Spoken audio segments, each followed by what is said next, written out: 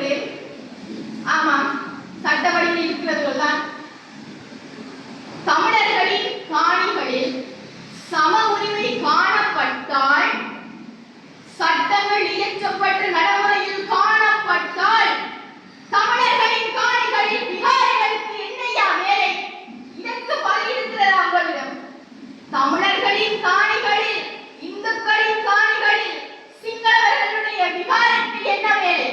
பாராளுமன்றத்தில் தமிழர்களுக்கும் சிங்களவர்களுக்குமான உரிமைகள், கடமைகள், அவர்களுடைய தங்களுடைய கஷ்டங்களை சொல்வதற்காக பாராளுமன்றத்தில் இருக்கிறார்கள். ஆனால் சம உரிமை தமிழர்களுக்கும் சிங்களவர்களுக்கும் அளிக்கப்படுகிறதா என்று கேட்டால் சற்றும் கிடையாது. அபிவிருத்திக்காக வட மாகாணத்திற்கு, அதாவது தமிழர்கள் வாழும் பிரதேசத்திற்கு நிதி ஒதுக்கப்பட்டதாக கேள்விப்பட்டிருப்பீர்கள், எல்லாரும் அறிந்த விடயம். ஆனால் சிங்கள மக்களுக்கு, அதாவது மேல் மாகாணம் அங்கள் பக்கம் பிரதேசங்களுக்கு கொடுக்கப்பட்ட நிதியை விட பிச்சை என்று சொல்ல வேண்டும். அந்த நிதி இப்படியெல்லாம் போகிறதையா உரிமை மூலங்கள்? கடமை மூலர்களும் இருக்கிறது. கொஞ்சம் பொருள்கள். சிறுவர்கள் கல்வி கற்கிறார்கள். ஆமாம், கற்கிறார்கள். தமது குறைவான நடத்தையின் மூலம் அவர்கள் கல்வி கற்று என்னையா காணப் போகிறார்கள்?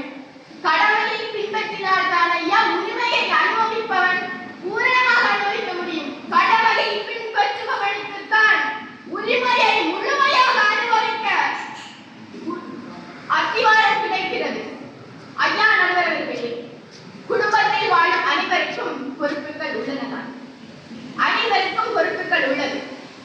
அதில் தனது தந்தை, தாய் கடமைகளை நேர்த்தியாக செய்யும் பொழுதுதான் ஐயா அவர்களுடைய பிள்ளைகள் உரிமைகளை அனுபவிக்கிறார்கள்.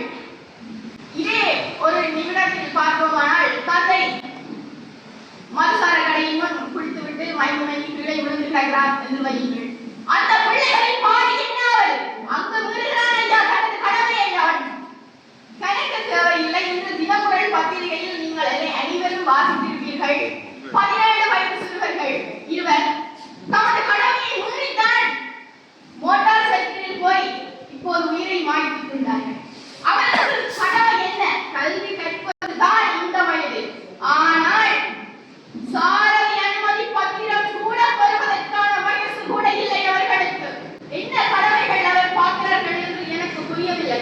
கடமைகள் முதல்கள் சமூகத்தில் காணப்படுகிறது. நிச்சயம் கடமைகள் புலனப்பட்டிருந்தால் நாடுகளில் ஏனையா இவ்வளவு முதியோர் இல்லங்கள் எனக்கு தெரியவில்லை. ஆம், கடமைகள் என்று சொல்கிறீர்களை தவிர சமூகத்தில் அது நடைமுறையே இல்லை ஐயா.